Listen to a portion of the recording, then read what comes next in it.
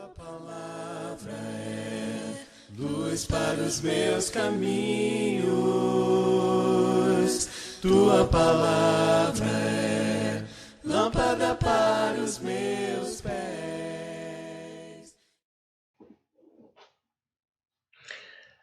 Olá, muito bom dia, boa tarde, boa noite a você que venceu comigo esta batalha, a batalha pelo conhecimento.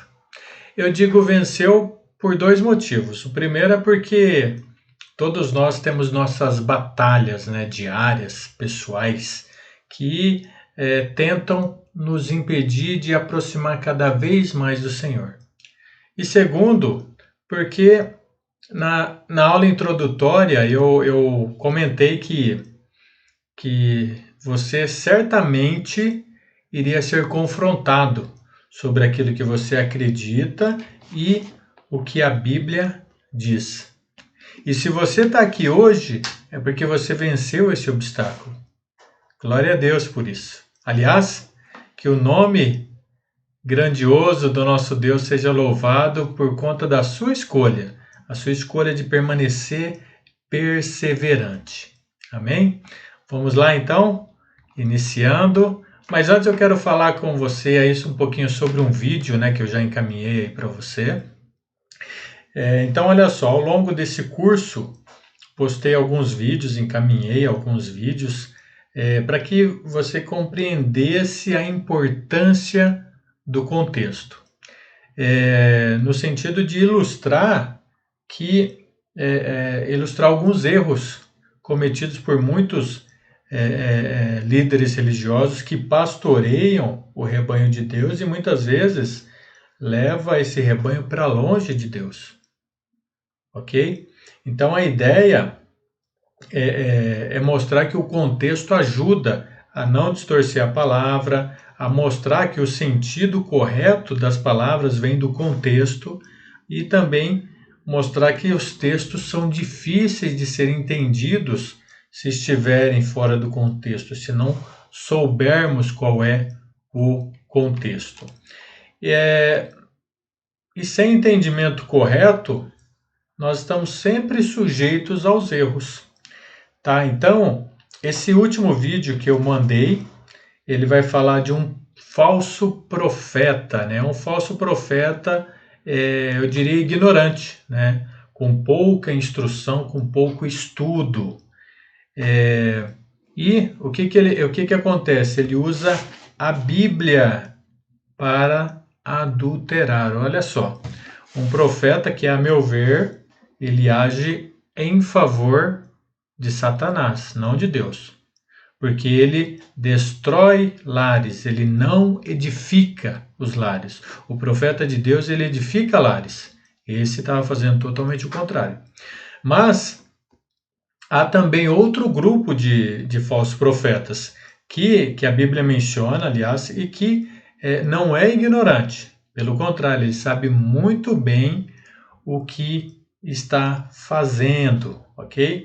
Então, nós vamos ver nessa última aula o que o Senhor Jesus nos fala sobre eles, ok?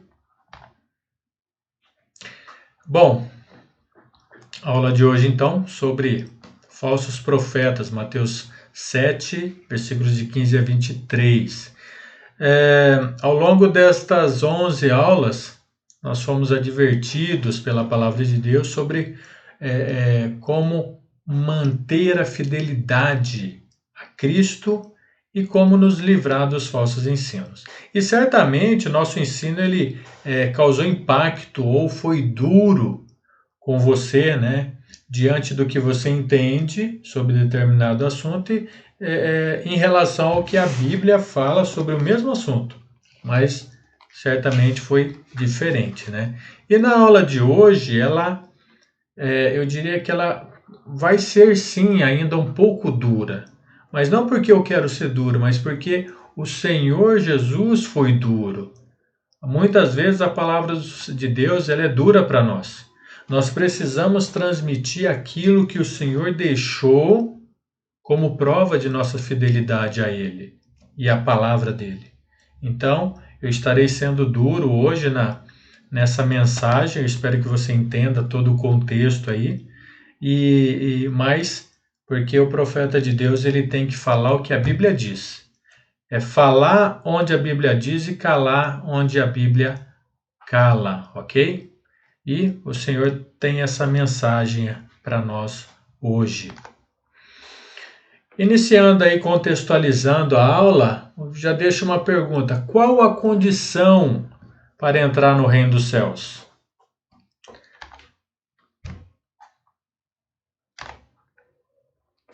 Mateus capítulo 5, versículo 20, o Senhor Jesus diz assim: Pois eu lhes digo que se a justiça de vocês não for muito superior à dos fariseus e mestres da lei, de modo nenhum entrarão no reino dos céus. Bom, para quem conhece aí os mestres da lei e fariseus, de repente pode dizer, não, é fácil, né? Super fácil. Mas o que você acha? Fácil ou difícil? Vamos caminhar um pouquinho e aí no final, você responde aí para você mesmo, né? Se é fácil ou não. Mas por que o Senhor Jesus colocou aí essa condição, né? Então, olha só, no Velho Testamento, enquanto existiam os profetas enviados por Deus, né, havia também os falsos profetas, mas enquanto existiam os profetas enviados por Deus, o povo entendia o que Deus queria dele, o que Deus desejava desse povo. Pois os profetas eles ensinavam e cobravam do povo segundo a lei. Com o passar dos tempos, né, vindo aí o chamado período do silêncio, né, de Deus, ou intertestamentário, né, que nós conhecemos, passou aí a existir apenas a lei escrita.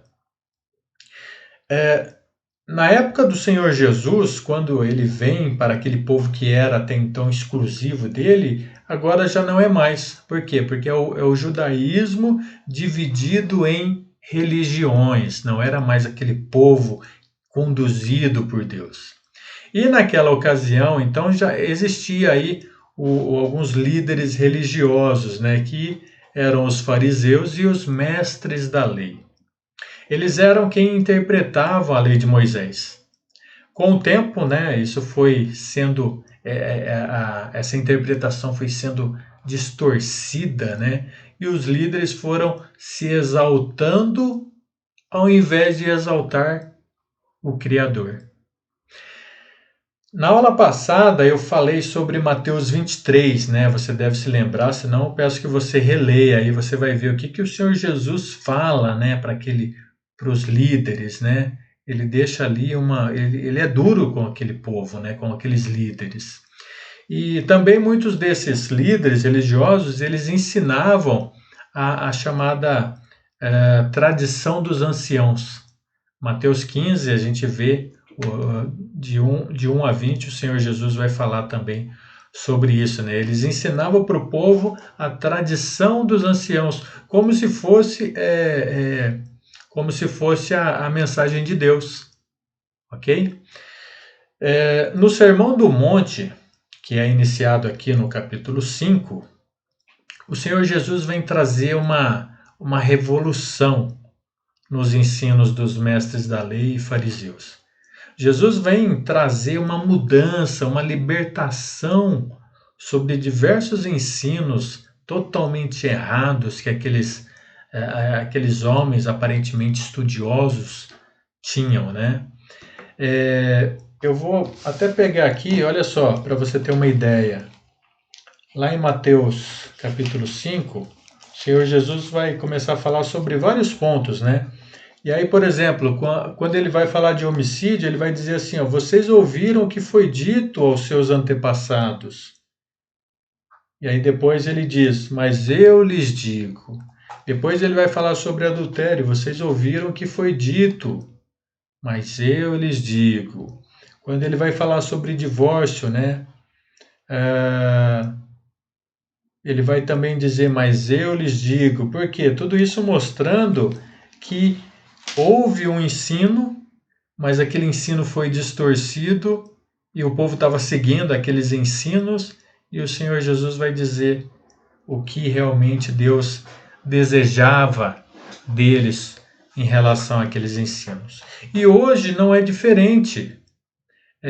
O nosso objetivo ele continua sendo o mesmo, né? Trazer mudança de pensamento sobre normas pré-estabelecidas por homens, por líderes religiosos que ensinam por meio das suas más interpretações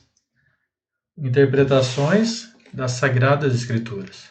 Então nós temos hoje a escrita, a palavra de Deus escrita, mas ainda existe as más interpretações e o nosso ensino, nós queremos ser como discípulos do Senhor e falar aquilo que o Senhor quer que falamos. Então nós viemos trazer essa mesma mensagem, essa mesma revolução, né? Mas no sentido de libertar daquilo que a pessoa está presa debaixo do ensino de homens, né? E se você deseja de fato seguir os ensinamentos do Senhor Jesus, hoje você vai ser desafiado.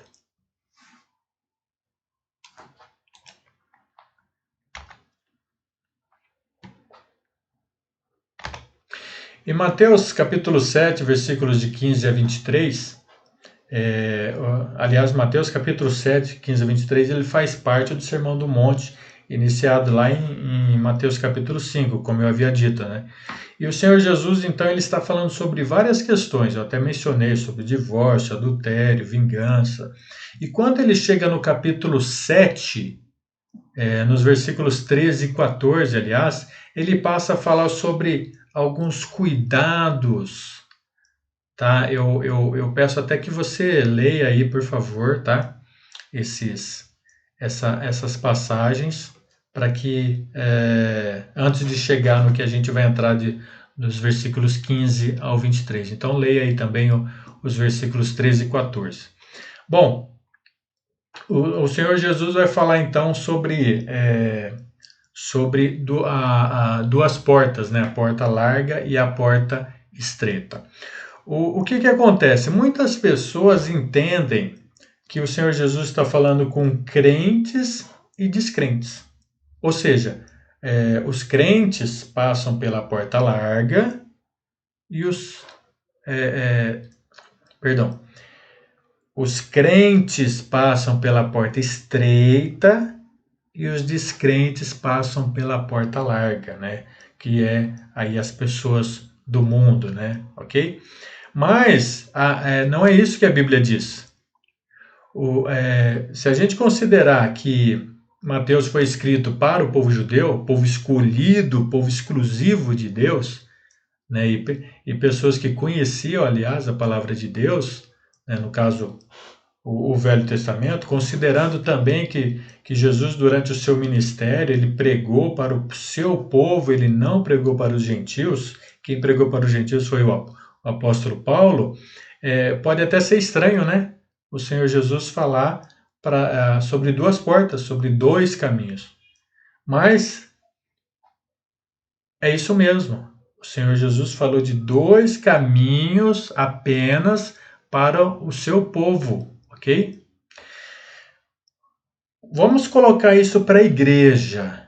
Jesus está falando para o seu povo hoje é a igreja, ok?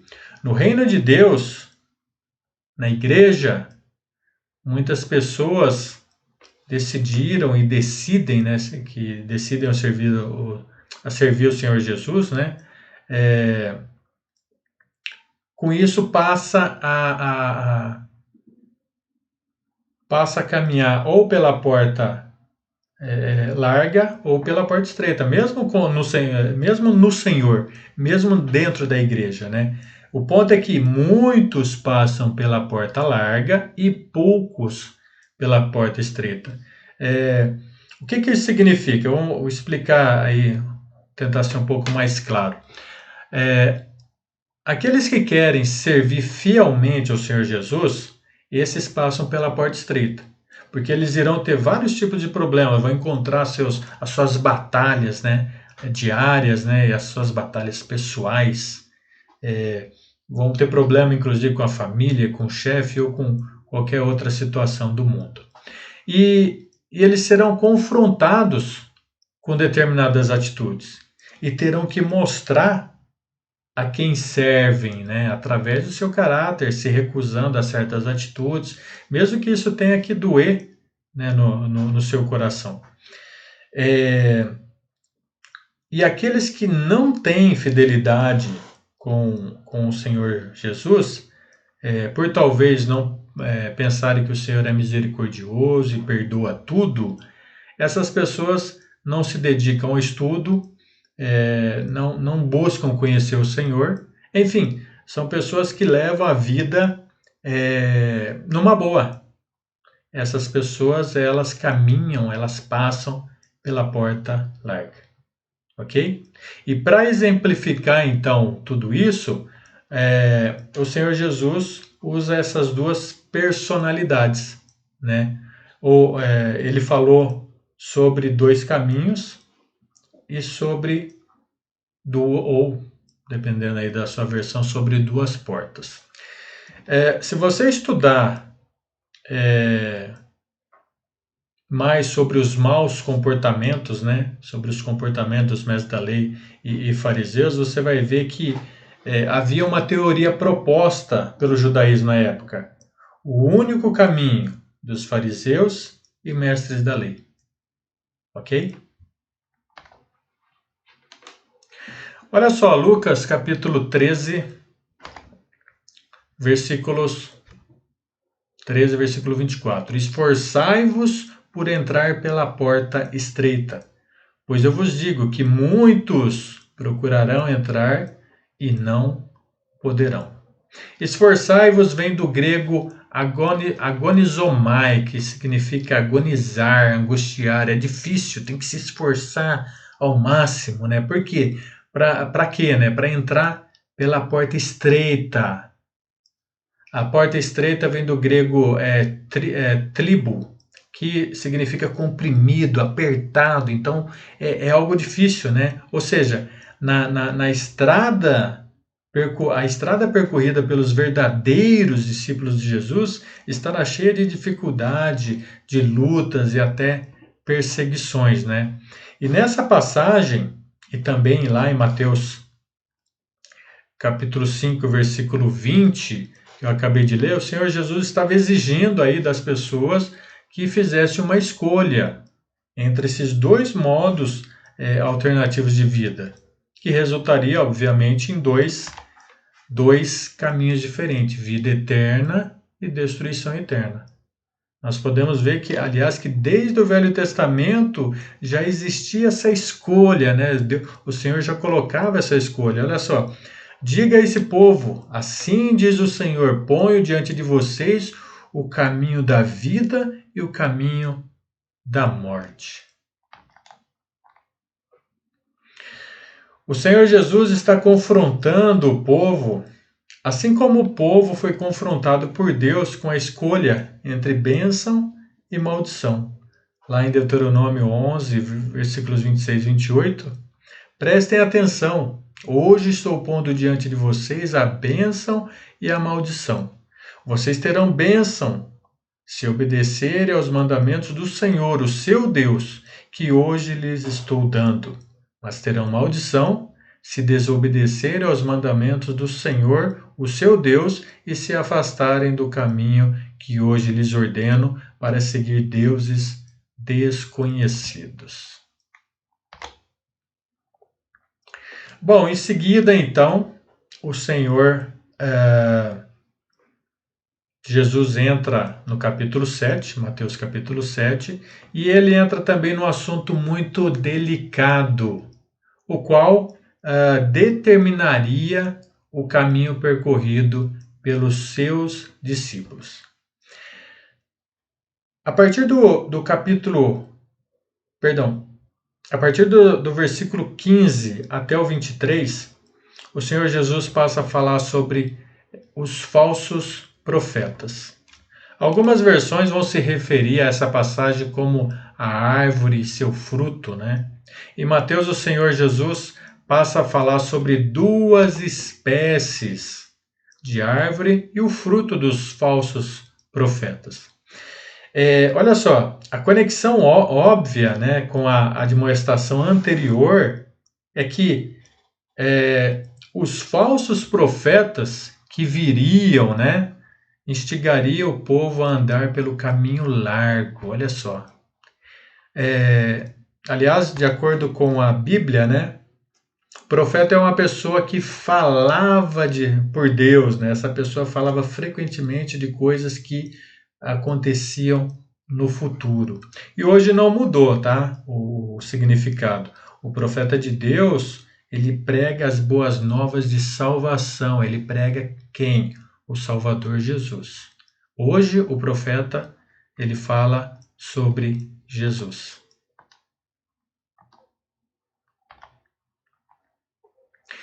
Veja que desde o Velho Testamento há diversas advertências, né, para o povo não ser enganado. Olha aí, Deuteronômio 13, versículos de 1 a 3. Se aparecer entre vocês um profeta ou alguém que faz predições por meio de sonhos e lhes anunciar um sinal miraculoso ou um prodígio, se o sinal ou prodígio de que ele falou acontecer e ele disser, vamos seguir outros deuses que vocês não conhecem e vamos adorá-lo, não deem ouvidos às palavras daquele profeta ou sonhador.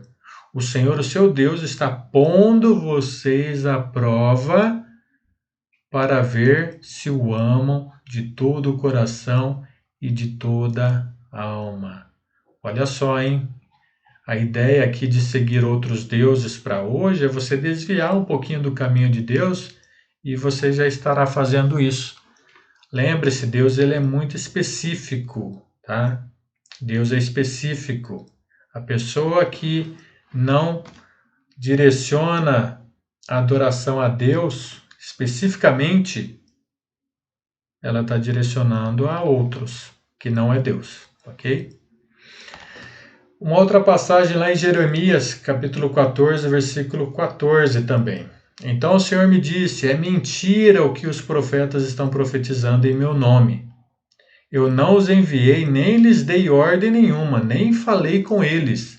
Eles estão profetizando para vocês falsas visões, adivinhações inúteis e ilusões ilusões de suas próprias mentes. Olha, hoje em dia tem muitas profecias aí que Deus não falou não, viu?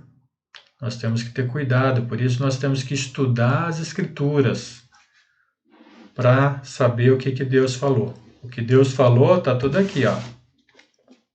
Está tudo aqui, só falta se cumprir a volta de Cristo. Bom, eu vou falar então sobre o primeiro grupo de falsos profetas, né, que vai dos versículos 15 ao 20. Eu não vou ler, tá, os versículos, mas eu vou fazer perguntas que estão dentro do contexto, ok? Então, por favor, eu peço que você abra aí Mateus capítulo 7 e acompanhe aí os versículos que eu irei comentar, ok? Então, vamos lá. Qual a intenção, versículo 15, tá? Qual a intenção dos falsos profetas virem disfarçados? Obviamente, enganar. No início da igreja, esses impostores eram especialmente perigosos porque eles fingiam ser verdadeiros ministros de Deus que se preocupavam genuinamente com as ovelhas, né? E então esses impostores eles tinham como propósito destruir e como lobos selvagens devorar o rebanho.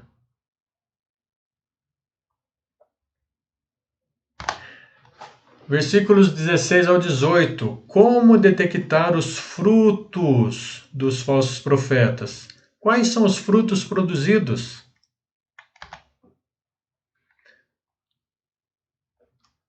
Pelos frutos conhecereis, né? A passagem vai dizer assim, então deve-se inspecionar o fruto deles. O fruto mal do falso profeta provavelmente se refere ao seu estilo de vida imoral ou às vidas corruptas dos seus seguidores. Mas o que geralmente vemos hoje é a produção de dinheiro, né? Muito dinheiro. E esse é o fruto que esses profetas produzem, né? E eles usam a verdade para os seus próprios interesses.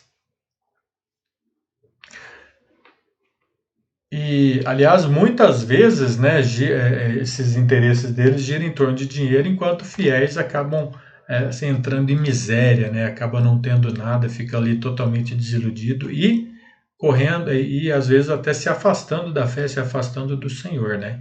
Então, nesse caso, o fruto é mau porque a árvore é má.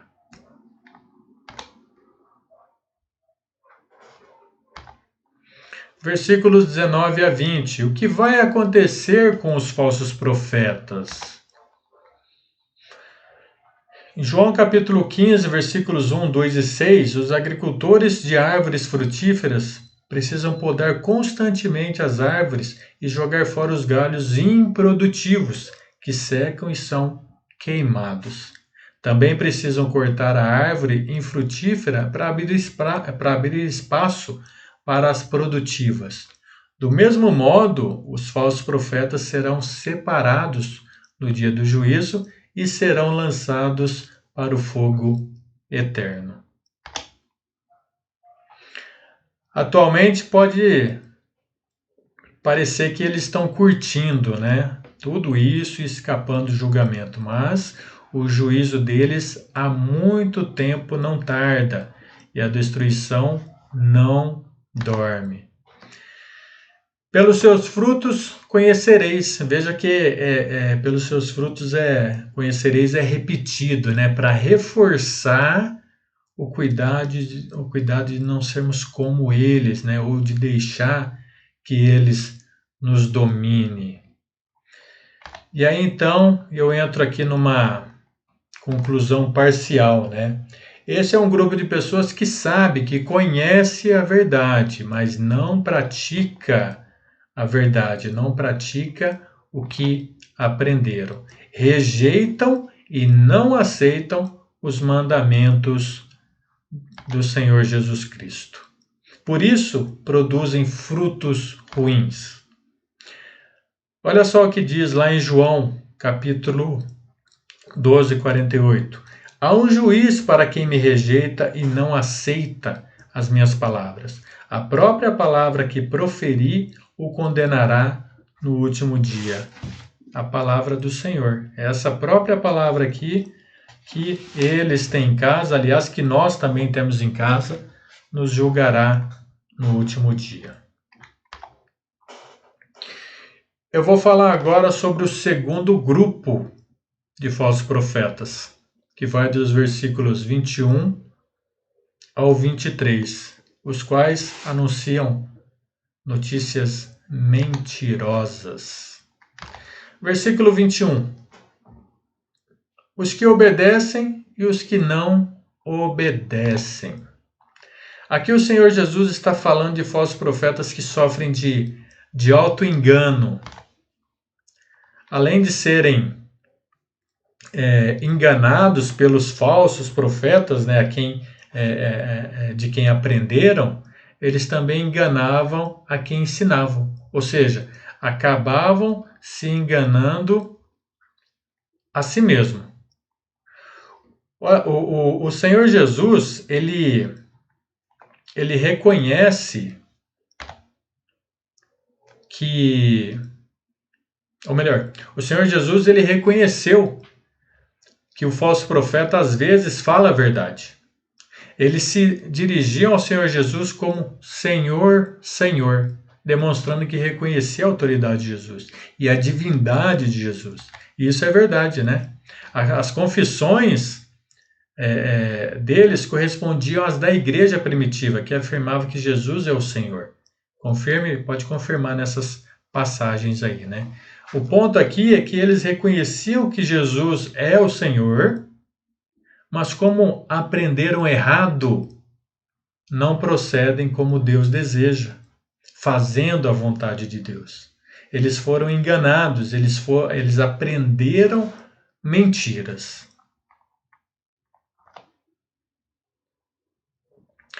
Para confirmar isso, veja o que Lucas escreveu, capítulo 6, versículo 46. Jesus perguntou: por que vocês me chamam Senhor, Senhor, e não fazem o que eu digo? A confissão,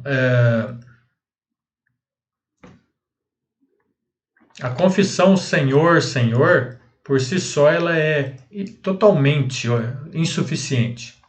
Ainda que operadores de milagres, né, ou auto-enganados, clamem a Jesus com essas palavras, eles não entrarão no reino dos céus.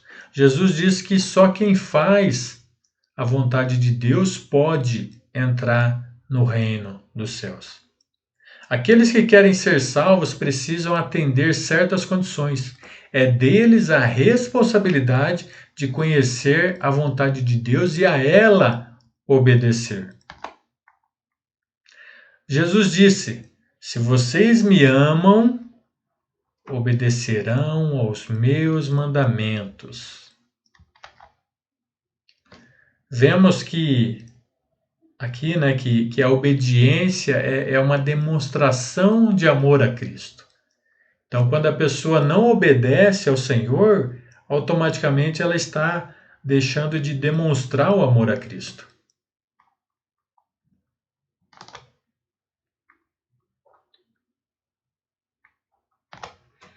O versículo 22, né, prestando contas ao Senhor. Nesse versículo, os falsos profetas estavam prestando as contas a Jesus naquele dia, no dia do julgamento, né, no dia do juízo final. O Senhor Jesus, olha só, ele não confirma e nem nega o fato dos falsos profetas profetizarem, expulsarem demônios e fazerem muitos milagres.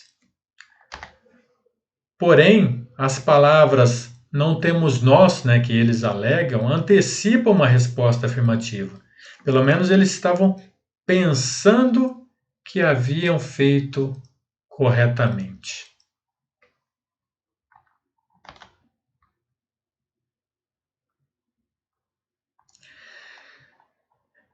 É possível que tenham mesmo realizado esses milagres, né, invocando o nome do Senhor Jesus, né, até porque na Bíblia menciona fatos ocorridos no nome do Senhor Jesus, né, mas isso não demonstra obediência.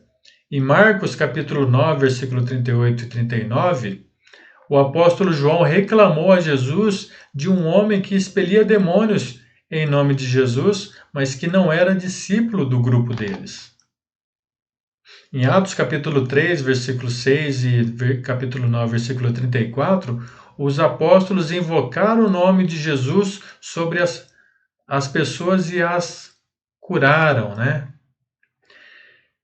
Em certa ocasião, em Atos capítulo 19, versículos 13 a 16, alguns exorcistas judeus invocaram o nome de Jesus para tirarem proveito disso para si mesmo. Mas o plano deu errado, né? Deles deu errado, e o homem possuído atacou eles, deixando eles nus e feridos. E aí no 23 nós vemos então a sentença.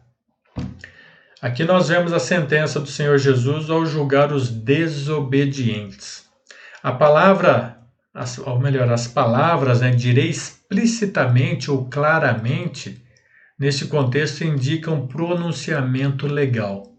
Embora se considerassem seguidores de Jesus e acreditassem que haviam realizado grandes milagres, não eram seguidores de Jesus.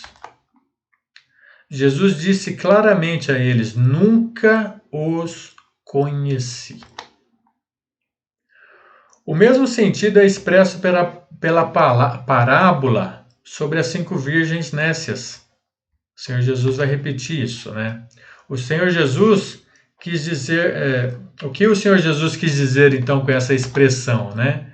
A declaração nunca os conheci é uma fórmula de rejeição. Infelizmente.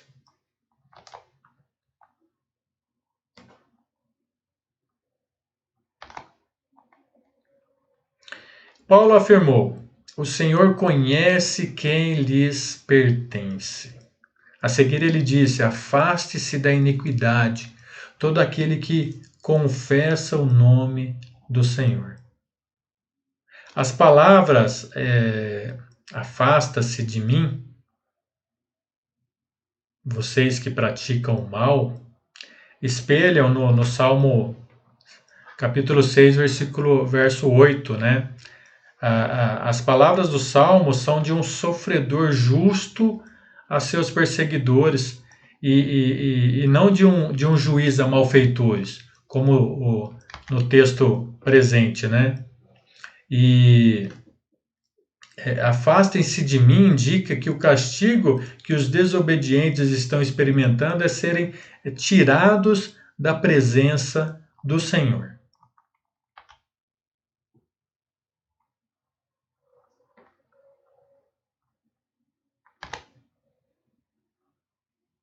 Apesar de alegarem serem seguidores de Cristo, esses pseudo-servos continuavam a praticar o mal.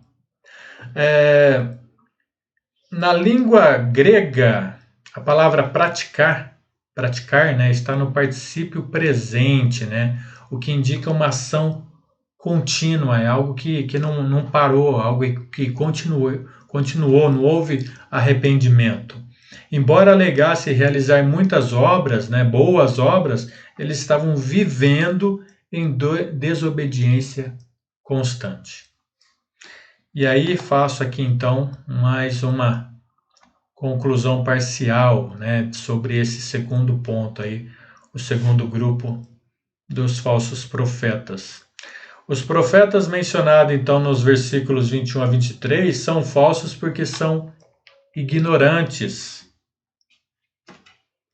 Ou seja, aprenderam errado, têm o coração bom, mas praticam errado e pregam errado.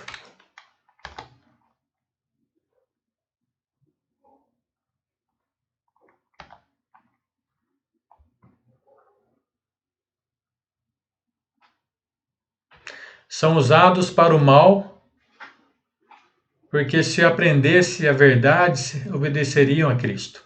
Então veja que a importância, né, de estudar a palavra de Deus, de aprender a palavra de Deus. Aprendendo certo, eles fariam de coração certo. Aprenderam errado, faz de coração, mas errado.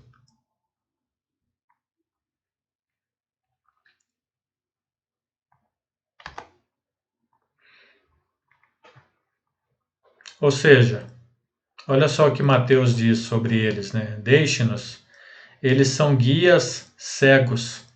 Se um cego conduzir outro cego, ambos cairão num buraco. E agora sim chegamos à conclusão final.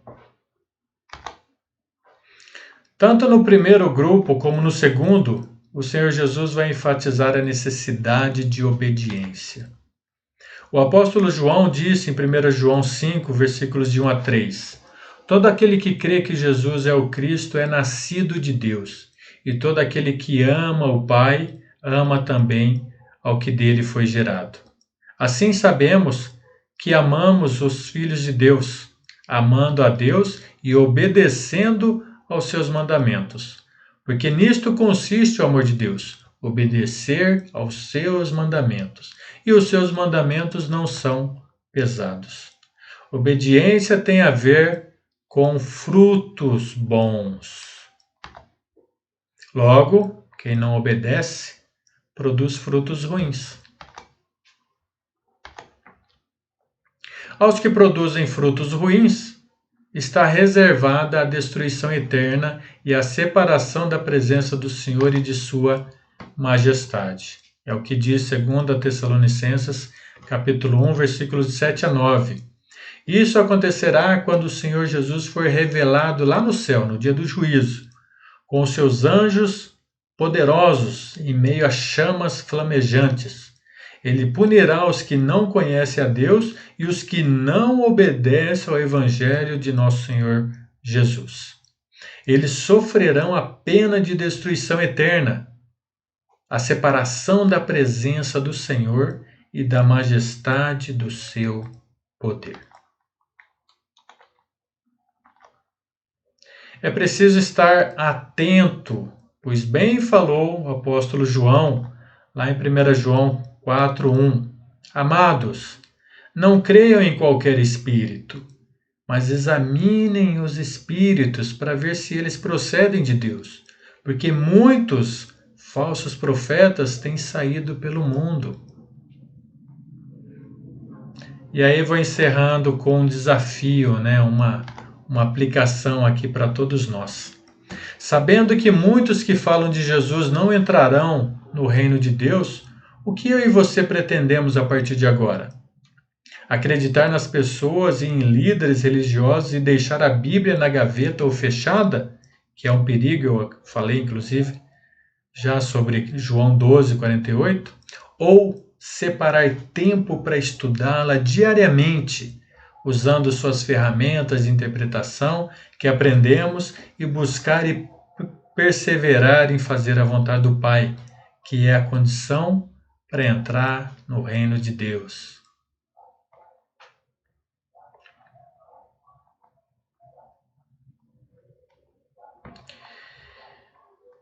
Finalizamos então. Eu quero deixar aqui uma mensagem da coordenação. A coordenação do seminário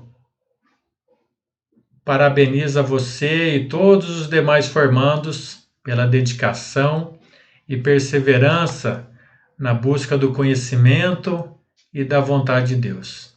Oramos para que cada um de vocês seja a Igreja de Cristo. E isso é possível. Basta obedecer somente a palavra de Deus. Em nome de Jesus. Eu quero dar graças a Deus pela sua participação, pela sua perseverança. Eu quero dizer que ficamos muito felizes. Falo em nome da equipe, obviamente.